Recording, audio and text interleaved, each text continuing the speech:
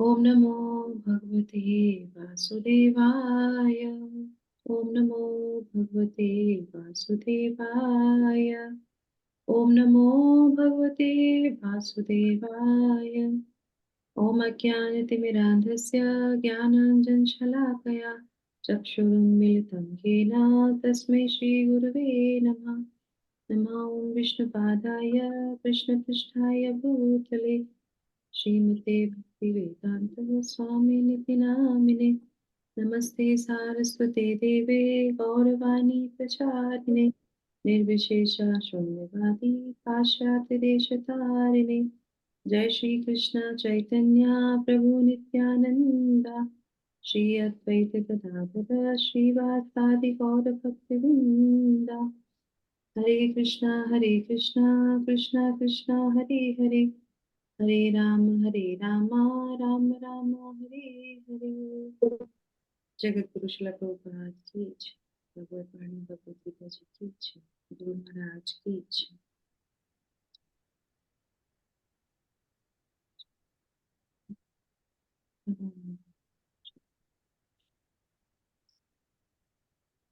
हरे कृष्णा सभी लोगों को मेरा सादर प्रणाम। बहुत बहुत अभिनंदन, बहुत बहुत स्वागत। और आज इस पावन दिवस पे, पुरुषोत्तम मास के तृतीय दिवस में बहुत बहुत बधाई। बहुत अच्छे से जो है सब लोग अपना अपना यज्ञ संपन्न कर रहे हैं, तपस्या संपन्न कर रहे हैं। तो भगवान से प्रार्थना है कि हम सब लोग ऐसे ही आगे बढ़ते रहें। और श्रील प्रभुपाद बहुत सुंदर तरीके से आज शिक्षा में भी बता रहे थे, है ना, कि हम जब भगवान की वाणी से सुनते हैं तो भगवान प्रसन्न होते हैं। और जैसा कि हम कर ही रहे हैं, तो श्रील प्रभुपाद को पता है कि हम लोग कर रहे हैं, है ना। तो बस ऐसे ही करते रहना जो भी हमें बताया गया है वो। और उसी के साथ शुरू करते हैं आज का हम श्लोक संख्या आज हम लेंगे 18 अध्याय का 18वां श्लोक। Very nice. 18वें अध्याय का 18वां श्लोक है ना। तो हम लोगों ने पिछले श्लोक में पढ़ा था कि 5 कारण होते हैं, कारक, है ना। 5 कारक के बारे में हमने जाना था। और 17 भी पढ़ा था ना, तो उसमें लिखा था जो मिथ्या अहंकार से प्रेरित नहीं है, जिसकी बुद्धि बंधी नहीं है, वह इस संसार में मनुष्य को मारता हुआ भी नहीं मारता, है ना। तो इस तरीके से बताया कि वो देख सकता है कि कर्ता कौन है, कारक कौन है, जो हम कार्य कर रहे हैं उसके पीछे जो है किस किस का प्रयोजन है वहां पे। तो इनडायरेक्टली तो जो है भगवान अर्जुन को ही कहते हैं कि तुमसे मैं बोल रहा हूँ युद्ध करने के लिए और तुम मना कर रहे हो, तो इसके पीछे कारण समझ लो, है ना। तो भगवान ने पूरा जो है कर्म योग हमको समझाया, पूरा 1 से लेके 6 तक के जो अध्यायों को कंप्लीट करके फिर उन्होंने ज्ञान योग से फिर ज्ञान के माध्यम से इसको बताया। अब ये 18वां जो श्लोका है, यहाँ पे हमारा ज्ञान योग भी जो है पूर्ण हो जाएगा। ठीक है ना। ज्ञान योग का जो है सेक्शन कंप्लीट हो जाएगा। यस, तो पढ़ते हैं आज का श्लोका, श्लोक संख्या 18। बहुत सुंदर श्लोका है ये। ज्ञानम ज्ञेयं परिज्ञाता त्रिविधा कर्म चोदना करणम कर्म कर्तेति त्रिविधा कर्म संग्रह। कौन पढ़ेगा। ज्ञानं ज्ञेयं परिज्ञाता त्रिविधा कर्म चोदना कर्णं कर्म कर्तेति त्रिविधं कर्म संग्रह। थैंक यू माता जी। माताजी। कोई और भी पढ़ना चाहता है तो यहाँ पे क्या बता रहे हैं भगवान, कह रहे हैं ज्ञानम ज्ञेयम तथा ज्ञाता, ये तीनों कर्म को प्रेरणा देने वाले कारण हैं। इंद्रियां यानी कि करण, उपकरण, करण जिससे कर्म किए जाता है वो, कर्म तथा कर्ता, ये 3 कर्म के संघटक हैं। तो अब थोड़ा सा क्लिष्ट है, इसीलिए कल हम बोल रहे थे कि जब हम लोग पिछले वाले श्लोक को अच्छी तरह समझ लेंगे तो आगे जाके इसको समझना हमारे लिए आसान हो जाएगा, है ना। तो कल हम लोगों ने जो 5 घटक के बारे में सीखा था, तो उसमें से हमने एक लास्ट में प्रश्न किया था कि इन सब में जो है प्रकृति से संबंधित कौन से हैं। तो कौन कौन से थे प्रकृति से संबंधित 4 कारण। हम्म। हरे कृष्ण। कौन कौन से थे। इंद्रियां और बताइए। फिर आगे वाला तो और बिल्कुल समझ में नहीं आएगा। हम्म। कौन कौन से थे, कौन कौन से 5 कारण थे, ये तो बता दीजिए। वैसे जी मन, मन नहीं आया अभी यहाँ पे। 5 कारण जो थे पिछले, कौन कौन से थे? स्थान, कर्ता, स्थान, कर्ता, इंद्रियां, हाँ, प्रयास और परमात्मा। और परमात्मा। करेक्ट, हाँ। तो अब वो जब उन्होंने सीख लिया, फिर हम लोगों ने सीखा कि उसमें से प्रकृति से कौन से संबंधित है, तो 4 प्रकृति से है, ठीक है। परमात्मा को छोड़ दीजिए वहां पे, ठीक है। वो उनसे बंधे रहते हैं, और आत्मा तो अलग ही होता है, उसको ये सारी चीजें मिलती हैं और उसके बाद फिर वो उससे बंध जाता है। तो फिर अब यहाँ पे ये जो 6 चीजें हैं मुख्य रूप से, अब यहाँ पे आप देखेंगे, कोई भी कार्य जब किए जाता है तो उसमें जो है 2 चीजें बहुत इंपॉर्टेंट होती हैं। कौन कौन सी 2 चीजें होती हैं, तो उसको आप इससे समझ लीजिए कौन से हैं। देखिए, ज्ञान हो गया, है ना। ज्ञान के बाद हो गया ज्ञाता। ज्ञाता के बाद हो गया ये। ज्ञाता कौन है? जो ज्ञान को जानता है। समझ में आया? और ज्ञेय का क्या है, ये हम लोग पढ़ चुके हैं, नया कुछ भी नहीं है यहाँ पे, सब पढ़ चुके हैं, 13वें अध्याय में पढ़ा था। ज्ञेयम, ज्ञानम। हम्म। पढ़ा था ना। ये जानने योग्य है, जो हाँ, हमने पढ़ा हुआ है मैं पढ़ जानने चुकी योग्य, ये मतलब जानने योग्य। जानने योग्य क्या होता है? लक्ष्य होता है। हम्म। हूँ। और उसके बाद ज्ञाता कौन है? जो इसको जानता है। और ज्ञान क्या है? उस ज्ञाता को वो ज्ञान है कि जानने योग्य क्या है। समझ में आया? हम्म। ज्ञाता को ज्ञान है कि ज्ञेय क्या है, ठीक है। ये 3 चीजें, ये 3 चीजें बहुत महत्वपूर्ण है, ठीक है। इसको मैं समझा रही हूँ, और यहीं पे आप देखेंगे इस श्लोक में है ज्ञान, ज्ञेय तथा ज्ञाता, ये 3 चीजें। तो पहले की जो चीजें थी, उनमें से भगवान इनको महत्वपूर्ण बता के इसको आगे समझाने का प्रयास कर रहे हैं। क्यों प्रयास कर रहे हैं? और भी चीजें थी, है ना। और फिर यहाँ पे क्या बता रहे हैं कि जो है ये हो गए हमारे प्रेरणा देने वाले। तो कोई भी कार्य करने के लिए एक घटक और एक प्रेरणा, 2 चीजें होती हैं। घटक का मतलब यहाँ पे जो लिखा हुआ है संग्रह, संचय करना, है ना, किसी चीज को पूर्ण करने के लिए हो, तो वो हो गया हमारा संग्रह यानी कि घटक। और जो यहाँ पे क्या दिया दिया जा रहा है, अनुप्रेरणा, प्रेरणा। तो 2 चीजें हो गई, तो तभी कार्य पूर्ण होगा जब ये 2 चीजें होती हैं, ठीक है।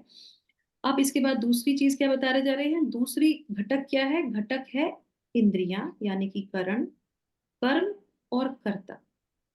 सही है? समझ में आ गया?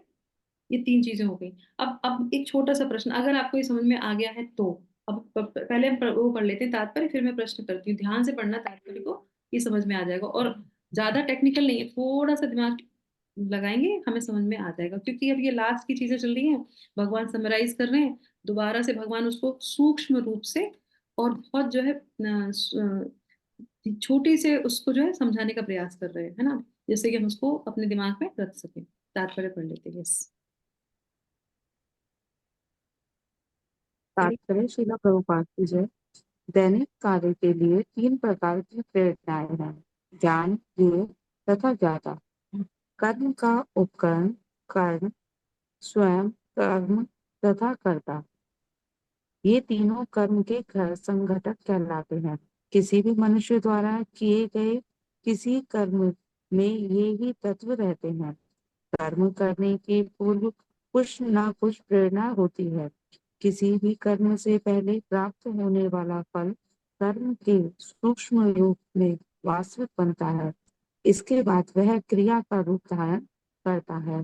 पहले मनुष्य को सोचने, अनुभव करने तथा इच्छा करने जैसी मनोवैज्ञानिक विधियों का सामना करना होता है, जिसे प्रेरणा कहते हैं।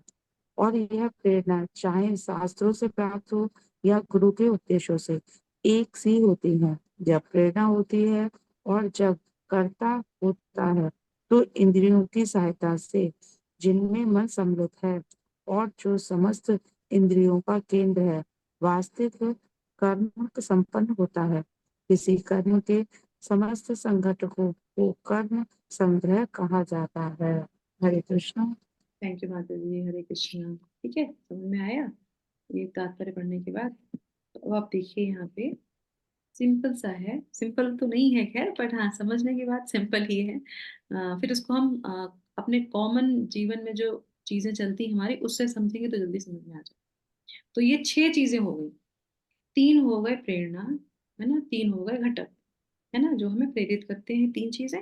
और 3 चीजें जो हमें, जो कार्य जो करते हैं, जो क्रिया जो होती है उसको पूर्ण करते हैं, ठीक है, संगठक जिसको बोलते हैं। तो अब आप बताइए मुझे कि प्रेरणा कौन कौन सी है और घटक कौन कौन से हैं। ये समझ लिया तो फिर आगे समझ में आ जाएगा। प्रेरणा कौन सी है, 3 चीजें कौन सी प्रेरणा में आती है। प्रेरणा होती है कि हमें एक मोटिव से मतलब सामने दिखाई देता है कि हम फिर उसके बारे में क्या कहते हैं। प्रेरणा जैसे हमें एक शास्त्रों ये से भी नहीं, प्राप्त हो सकती तो है। 6 इसमें नाम दिए हैं, उनमें से जैसे 3 प्रेरणा कौन सी है, 3 घटक कौन से, ये। मनुष्य का सोचना, अनुभव करना और इच्छा, ये जो है प्रेरणा के अंतर्गत आती है। ओके। कि मनुष्य, ठीक है। और दूसरा ये होता है कि मेन तो यही है कि पहले मनुष्य सोचता है कि क्या मतलब उसको ये काम करना है या नहीं करना। और फिर उससे वो ये भी देखता है कि उसको एक्सपीरियंस भी मिलता है कि ये काम वाकई में आगे के लिए मतलब उसको सही है या नहीं है। जैसे और नेचुरली इच्छा तो सबसे बड़ी चीज है ही, कि पहले इच्छा होगी तभी आदमी उसके बारे में सोचेगा। और सोचने से पहले वो अनुभव भी गेन करेगा कि वाकई में ये काम करने योग्य है या नहीं है। ठीक है, तो तो जो आपने बताया वो ज्ञान में आता है, ठीक ओके। है, 6 शब्द है। ओके। तो ज्ञान, तो ज्ञान में आता है जो भी हम विचार करते हैं, जो भी हम सोचते हैं, जो हमें उस चीज का ज्ञान है, तो वो ज्ञान आ गया। ज्ञान किसको आएगा, ज्ञानी को आएगा, है ना। और उस ज्ञान को लेने के बाद वो क्या करेगा, वो लक्ष्य को प्राप्त करेगा, ज्ञेय को प्राप्त करेगा। और ये हर एक कार्य में आप देख सकते हैं। तो भगवान 3 प्रेरणा के स्रोत बता रहे हैं, वो कौन कौन से हैं, ज्ञान, ज्ञानी और ज्ञेय। ये तीनों चीजें प्रेरणा देने वाली होती हैं। फॉर एग्जाम्पल इसको अभी ले लेते हैं, जैसे आपने पहले लाइन में पढ़ा था ना, दैनिक कार्य के लिए 3 प्रकार की प्रेरणा है। जैसे मान लीजिए आज हम लोगों ने मंगला आरती की, ठीक है, सुबह मंगला आरती करने के लिए आपको पता है कि मंगला आरती होती क्या है, आपने देखा है, आपने जाना है, कहीं सुना है, सही है ना। तो आपको पता चला मंगला आरती होती है, तो आपको वो ज्ञान है, तो आपके मन में वो विचार आया, तो आपने क्या किया, आपने मंगला आरती करने के लिए आप आए। अब ये हो गया, क्या हो गया, हमारा ज्ञान और ज्ञाता।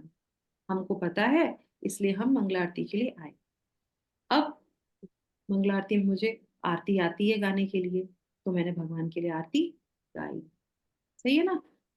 भगवान के लिए आरती गाना हमारा लक्ष्य है। ये ज्ञेय है कि उस ज्ञान से आप किसको प्राप्त कर रहे हैं। मान लीजिए अगर हम, बहुत सूक्ष्म सी बात है और बहुत ध्यान रखने वाली बात है, तभी श्रील प्रभुपाद बता रहे दैनिक कार्य में जो भी हम रोज के कार्य करते हैं, अगर इन चीजों को ध्यान रखेंगे, हम कृष्णा कॉन्शियस में आ जाएंगे। जैसे हमने आरती गाई, तो हमारा आज टर्न है आरती गाने का, पर किसी और माता जी ने वहां पे गाने लगी। हम्म पर उद्देश्य क्या है, उद्देश्य है भगवान के लिए गाना, सही है ना। तो वहां पे अगर किसी और ने गा लिया तो हमें ये समझना चाहिए कि कोई बात नहीं, भगवान के लिए ही तो गाया जा रहा है, ये हमें ज्ञान होना चाहिए। तो वो ज्ञान क्या है, वो सही ज्ञान, कर्ता को, ज्ञानी को ज्ञान होना चाहिए कि हम जिसके लिए आए हैं, हम भगवान को प्लीज करने के लिए आए। हो गया ना ये सारी चीजें, करेक्ट। तो ये हो गया हमारा प्रेरणा, वो प्रेरणा देता है। और अगर ऐसा कुछ हो जाता है, जैसे आज हम लोग बात कर रहे थे अभी, उससे पहले, सत्र से पहले, तो हमारे मन में प्रेरणा आती, नहीं हमसे ये गलती हो गई, हमें ये कार्य नहीं करना चाहिए था। ये भी कहाँ से आ रही है, ये भी प्रेरणा से आ रही है। तो प्रेरणा आती है हमारे अंदर, तो हमें उसका विचार रखना चाहिए। और ये हर एक चीज में होती है। जैसे आपको रसोई में कुछ चीज बनानी है, कोई स्वीट बनाना है, या कुछ भी कार्य करना है, आपको मोबाइल फोन खरीदना है, तो आपको मोबाइल फोन के बारे में पता होना चाहिए। और खरीदेगा कौन, करता खरीदेगा। और उसके बाद करेंगे क्या मोबाइल से, जो जिस लक्ष्य के लिए हमने मोबाइल लिया है वो हम उसके कार्य वो करेंगे। तो ये चीजें हो गई हमारी प्रेरणा देने वाली, ठीक है। उसके बाद क्या आ जाते हैं, घटक आ जाते हैं, है ना। तो घटक में कौन सी चीजें आती हैं, और घटक में चीजें आती हैं, कर्म, इंद्रियां और कर्ता। अब एक बहुत अच्छा है इसमें प्रश्न है कि दोनों में से, घटक में से और प्रेरणा में से, एक जो है बहुत सिमिलर है, एक ही है, वो कौन सा है वो बताइए। घटक में, प्रेरणा में, दोनों में 6 हो गए हमारे विषय। उन 6 विषयों में से एक विषय कॉमन है, कौन सा?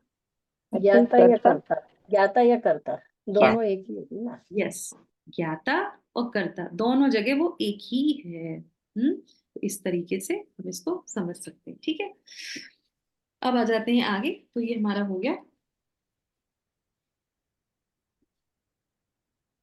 हम्म, अब शिला प्रभुपाद इसमें बहुत अच्छी एक चीज बता रहे हैं कि हमको प्रेरणा हर जगह से मिलती है ना। तो आप प्रेरणा कहाँ से ले सकते हैं? कोई भी चीज कर्म कर्म करने के लिए, तो ये हमारे लिए यहाँ से टेक अवे पॉइंट है। तो ये चीजें हो गई, कोई भी कार्य करने के लिए घटक चाहिए और प्रेरणा का स्रोत चाहिए। तो यहाँ पे बता रहे हैं कि इसके बाद क्रिया के रूप में धारण करता, पहला मनुष्य सोचता, अनुभव, इच्छा, ठीक है, ये सारी चीजें हो गई। जैसे कभी कभी किसी को प्रेरणा किसी के वाणी से मिलती है ना, कि आप आइए मंगला आरती में, आप भगवान का नाम लीजिए। कभी कभी किसी को प्रेरणा किसी के चरित्र से मिल जाती है ना। कभी कभी प्रेरणा किसी के कार्य से मिल जाती है ना। तो ये सारी चीजें हमको सोचने में मिलती है। पर यहाँ पे एक चीज बहुत इंपॉर्टेंट है, जैसे शिला प्रभुपाद हमें समझाते हैं कि यहाँ पे कि गुरु के उपदेश से जो है क्या होता है, हमें प्रेरणा मिलती है, शास्त्रों से हमें प्रेरणा मिलती है। वो हमारे लिए बहुत इंपॉर्टेंट है। जब हम किसी गुरु को सुनते हैं तो उनको प्रेरणा हमें उनसे कैसे मिलती है, बताइए आप, कौन बताएगा? जब हम गुरु से सुनते हैं या किसी सीनियर डिवोटी से सुनते हैं तो हमें कैसे एकदम से हम प्रेरित हो जाते हैं कि नहीं, हमें भी ऐसा कार्य करना चाहिए। कैसे, बताइए, कैसे होता है? हम्म माता जी उनके आचरण से। हम्म।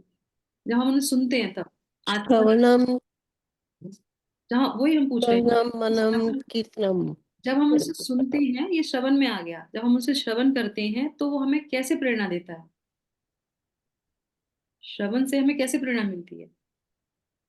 क्या वैसे कारण भी उसके? उनके द्वारा कही हुई बातों का हमारे मन पे जो प्रभाव पड़ता है उससे। कैसे प्रभाव पड़ता है? क्यों प्रभाव पड़ता है? उसके पीछे कारण क्या है? ये सब। माता जी हमारा झुकाव ऑलरेडी भगवान की तरफ होता है, और फिर जब हम ऐसे श्रेष्ठ लोगों की बातें सुनते हैं, उनकी वैल्यूज पे ध्यान देते हैं, तो हमारा मन भी उसी उसी लगन में लग जाता है। हमें कैसे पता चलेगा सामने वाला श्रेष्ठ है? मतलब माता जी, जी उनकी वाणी जब से, हमारे मन उनकी को वाणी से शांति मिले या वाणी हमारे से। को उनकी बातों का हमारी लाइफ में प्रभाव पड़े और हम उसमें कुछ अपने आप को इम्प्रूव करें शायद। करेक्ट। किसी के वाणी को सुन के अगर हमारे जीवन में परिवर्तन आ रहा है तो समझ लीजिए कि उसके अंदर जो प्रेरणा का स्रोत है वो भगवान श्री कृष्ण है, श्रीमती राधा रानी है। उसका डायरेक्ट कनेक्शन भगवान से है, इसीलिए उसकी वाणी में वो प्रभाव भगवान ने दिया है कि जब हम उसको सुनते हैं वो सीधे हमारे हृदय को प्रेरणा देता है, कार्य भी नहीं। उसकी सिर्फ वाणी, तभी तो बोलते हैं वाणी सुनते ही कानों के जो द्वार से वो हृदय को परिवर्तित करता है। इमीडिएटली अगर आपके मन में विचार आता है कि नहीं, मुझे ऐसा ही करना चाहिए, तो समझ लीजिए उसके ऊपर भगवान की कृपा है। वो कृपा भगवान का रूप में बैठा है, भगवान की डायरेक्ट उससे कनेक्शन है, इसीलिए वो किसी को प्रेरणा दे पा रहा है।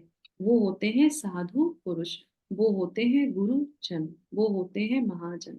इसीलिए आप देखेंगे वो कहते हैं ना, साधु पुरुष को सुन लो, बस देखने मात्र से ही हमारा क्या हो जाती है, शुद्धि हो जाती है।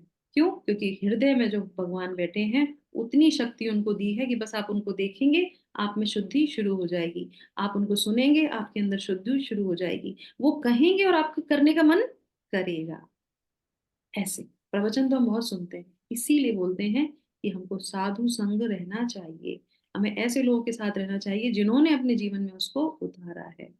इसीलिए तो वो हमारे लिए बहुत जो है इम्पोर्टेंट है, ठीक है। तो ये हो गया हमारा यहाँ पे संगठक, हो गया संगठक, तो ये हमारे लिए टेक अवे पॉइंट। अब हम जल्दी से, अब ये सेक्शन हमारा हो गया यहाँ पे कंप्लीट।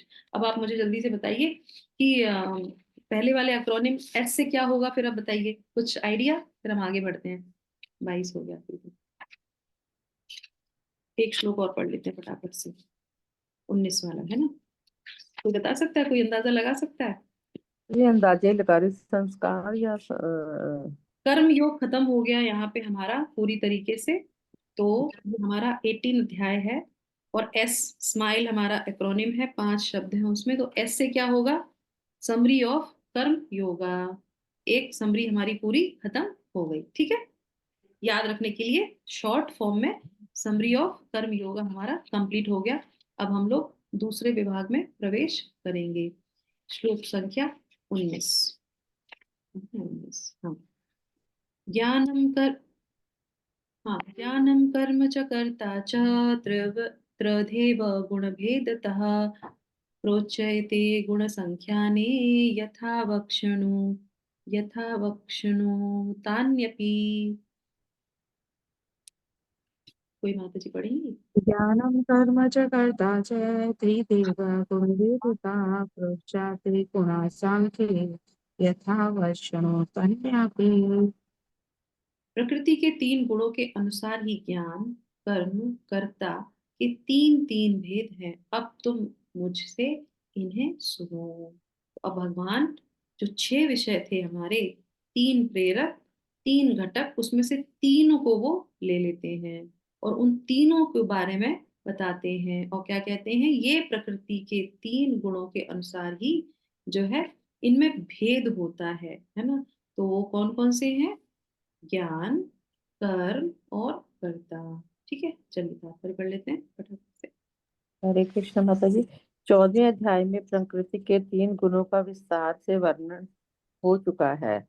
उस अध्याय में कहा गया था कि सतोगुण प्रकाशक होता है, रजोगुण भौतिकवादी तथा तमोगुण आलस्य तथा प्रमाद का प्रेरक होता है। प्रकृति के सारे गुण बंधककारी हैं, वह मुक्ति के साधन नहीं है। यहाँ तक कि सतोगुण में भी मनुष्य बद्ध रहता है। 17वें अध्याय में विभिन्न प्रकार के मनुष्य तथा विभिन्न गुणों में रहकर की जाने वाली विभिन्न प्रकार की पूजा का वर्णन किया गया है। इस श्लोक में भगवान कहते हैं कि वे तीनों गुणों के अनुसार विभिन्न प्रकार के ज्ञान, कर्ता तथा कर्म के विषय में बताना चाहते हैं। हरे कृष्ण। थैंक यू माता जी। तो अब आगे हम लोग जो है इसमें सुनेंगे 20 से लेके 22 तक के श्लोकों में। 20, 21, 22 में जो है ज्ञान के बारे में भगवान डिटेल में बताएंगे, 3 गुणों में वो कैसे रहता है। और उसके बाद फिर कर्म वाला सेक्शन भी जो है हम देखेंगे। उसको हम लोग जो है 23, 24, 25 में कर्म जो है 3 जो है प्रभावों में, गुणों में कैसे रहता है वो। और उसके बाद कर्ता जो दिया यहाँ पे बताया, वो कर्ता क्या है, 26, 27 और 28। तो इस तरीके से ये हमारे आ जाते हैं। और हमारा ये एक्रोनिम स्टार्ट हो गया एम, यहाँ से आज के श्लोक से 19 से। कौन सा है? Moods of nature. तो ये प्रकृति के जो 3 गुण हैं उसके अनुसार ये सभी चीजें काम करती हैं। तो अब यहाँ पे एक प्रश्न आता है, ये 3 ही चीजें क्यों भगवान ने उठाई?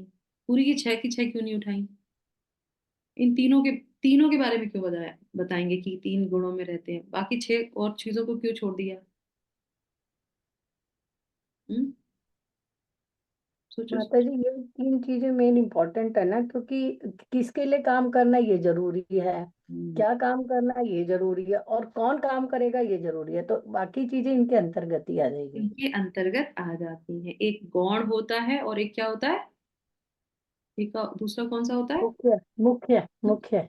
तो ये मुख्य हैं। और मुख्य आप देखेंगे इंद्रियां क्या करता कि इंद्रियां हैं, सही है ना। तो ये मेन चीजें हो गई, तो ये हमारा मुख्य हो गई।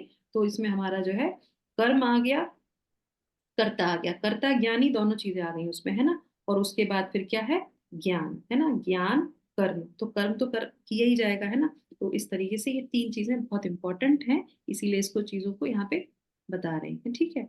तो ये हमारा हो गया।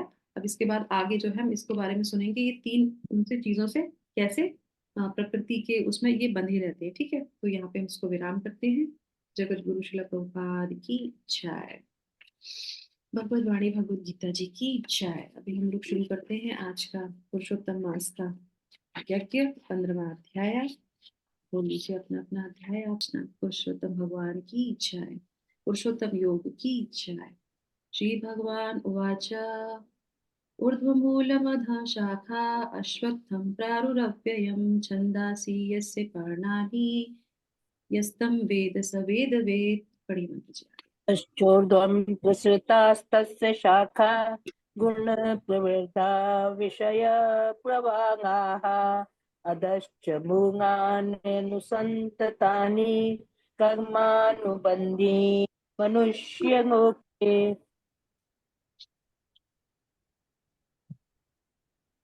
पढ़िए। न रूपमस्येह ततोपलभ्यते नान्तो न चादिर्न च सम्प्रतिष्ठा अश्वत्थमेनं सविरूढमूलम् असङ्गशस्त्रेण दृढेन छित्त्वा।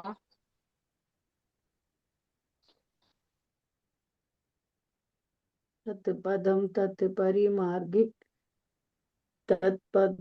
तत्पदं तत्मार्गी त्वयं कस्मिन् गता न निर्वर्तन्ति भूया तमेव चाद्यं पुरुषं प्रपद्ये यत प्रवृत्ति प्रशस्ता पुराणी। निर्मानि मोहादित्य संविदोषा अध्यात्म नित्या विनिवृत्ति कामा वन्दे विमुक्ता सुख दुःख संगे गच्छन्ति मूढा पदम् अव्ययम्। न तद्भाषते सूर्यो न शशाङ्को न पावका यद्गत्वा न निवर्तन्ते तद्धाम परमं मम। ममेवेशो जीवलोके जीवभूत सनातन मन पश्चिन्न इंद्रियाणि प्रकृति स्थानी कर्षिते। शरीरं यत्त्वात् पुनोति यच्चापि आप्नुमति ईश्वर गृहीत्वा एतानि संयन्ति वायुगन्धान् इव आश्रयात्।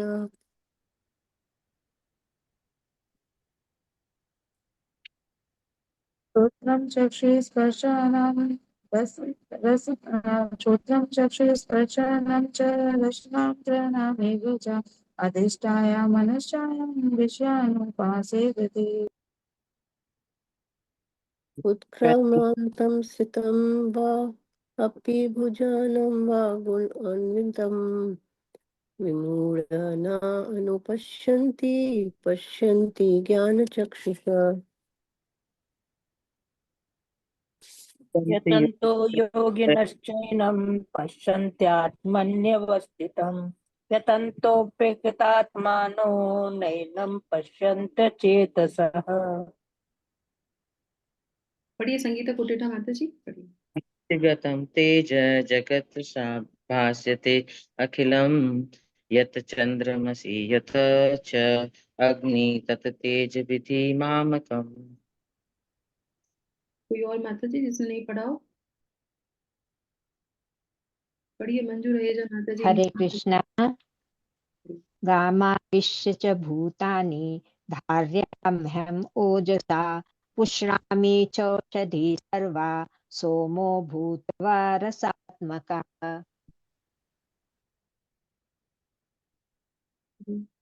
अहं नरो भूत्वा प्राणिनां प्राणिनां देहमाश्रिता देहं प्राणपानसमायुक्ता पञ्च पचामय्यन्नं चतुर्विधम्।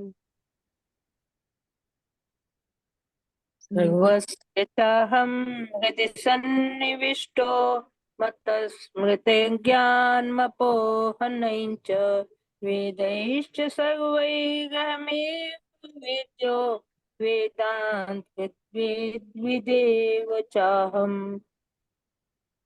इमो पुरुषो लोके क्षता चरा एव च क्षरा सर्वाणि भूतानि कूटस्थर अक्षर उच्यते। मंजू रहेजा माता जी पढ़ेंगे। हरे कृष्ण।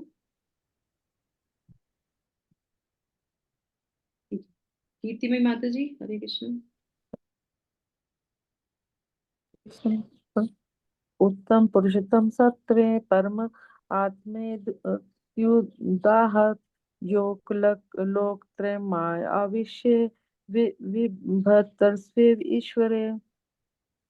यस्मात् रक्षन् अतीत अहम् अक्षराता अपि च उत्तमम् अतः अस्मिन् लोके वेदे च प्रतिथा पुरुष उत्तमः। यो हरे माम सॉरी माता जी, नंदा माता जी पढ़िए। पढ़ू माता जी में। हाँ पढ़िए। यो मामेव सम्मूढ़ो जानाति पुरुषोत्तमं स सर्वविद् भजति मां सर्वभावेन भारत। लास्ट कौन पढ़ना चाहोगे लास्ट वाला, जिसने नहीं पढ़ा अभी तक कोई?